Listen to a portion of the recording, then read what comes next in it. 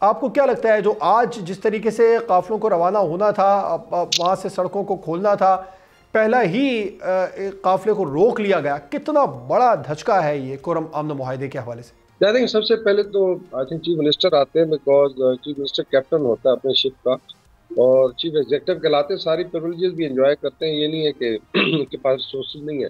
अगर आप थोड़ा पीछे चले जाए, जब 24 नवंबर को इस्लामाबाद पे चढ़ाई की थी तो ऑलरेडी पाड़ा चिनार में हालात बहुत ख़राब थे, और जो शातें वगैरह हुई उस पे अगर आप देखें तो बिल्कुल उसको नज़रअंदाज करके ये लोग इधर आ गए थे। हालांकि चीफ मिनिस्टर मेरे ख्याल में तो उधर जाके उसको खुद धरना देना चाहिए था और फैक्शन के दरमियान लड़ाई को रुकवाते। और दो ये फैक्शनल लड़ाई जो है ये सेक्टेरियन नहीं है। इसमें आपको पता है कि मेनली ज़मीन का जो है झगड़ा बड़ा पुराना, और उसमें दो ट्राइब्स का है, लेकिन अल्टीमेटली उसको सेक्टेरियन रंग भी दिया जाता है। लेकिन आई थिंक बड़े अरसे के बाद, और अगर आप देखें इसमें इतनी ज़्यादा मुश्किलात थी, सारे रास्ते बंद थे और अफगानिस्तान से भी इंटरफेरेंस हो रही थी, तो ये बेसिकली तो एक नेशनल सिक्योरिटी इशू भी बन चुका था।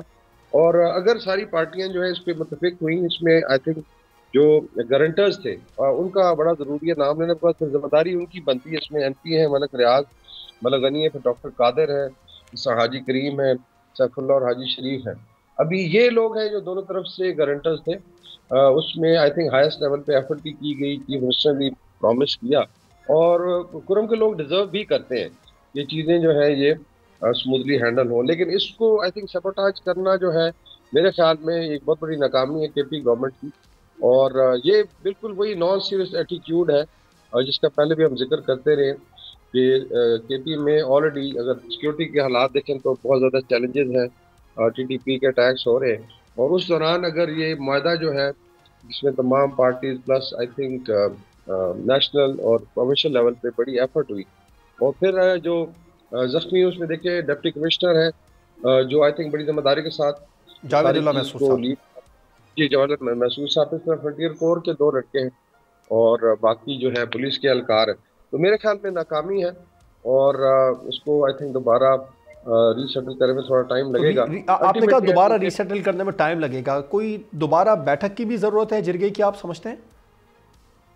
ये एक तो जो प्रोसेस हुआ था, और आई थिंक जो गारंटर्स हैं उनको मेरे ख्याल सामने लाना चाहिए कटहरे में, बिकॉज स्पेशली जो आई थिंक हमारे ट्राइबल एरियाज हैं वहाँ पे जब जिरगा बैठता है या गारंटी दी जाती है तो फिर उसको ऑनर किया जाता है, चाहे बलुचिस्तान हो, KP हो। यानी कि ये एक ह्यूमैनिटेरियन इशू बन चुका था, और इसमें इंसानी जानों का ज़िया हुआ, और उसके बाद आवाम को बड़ी मुश्किलात थी, चाहे वो अद्वियात है, खुराक है, तहसील के रास्ते बंद है। तो मेनली तो आई वुड से कि ये एक कोर इशू है KP गवर्नमेंट का, जिसको हर सर सिर्फ KP लिहाज से। गवर्नमेंट का नहीं, पूरे पाकिस्तान का सबसे बड़ा मसला है। अभी हमने गुज़िश्ता दिनों देखा जो कुरम में प्रॉब्लम हुआ था, उसके बाद में पाकिस्तान के सबसे बड़े शहर कराची को ब्लॉक कर दिया गया, यहाँ पर बड़े मसले मसाइल सामने आए।